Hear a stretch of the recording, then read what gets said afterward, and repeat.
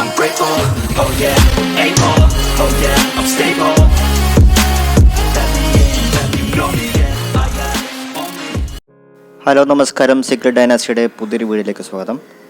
അപ്പം നിങ്ങൾ ഈ കണ്ടുകൊണ്ടിരിക്കുന്നത് എൻ്റെ ഒരു ഹോയ ഹാർട്ടാണ്. ഇതിന് ഹോയ ഹാർട്ട് അല്ലെങ്കിൽ ഹോയ കീറി എന്നൊക്കെ പറയും.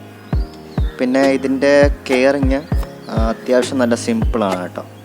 അപ്പം ഞാനിത് നട്ടേക്കുന്നതെന്ന് വെച്ച് കഴിഞ്ഞാൽ ഒരു കിട്ടിയ പാക്കിൽ തന്നെയാണ് നട്ടേക്കുന്നത്. ഇപ്പം ഇത് സിംഗിൾ ലീഫ് ഹോയാണ്.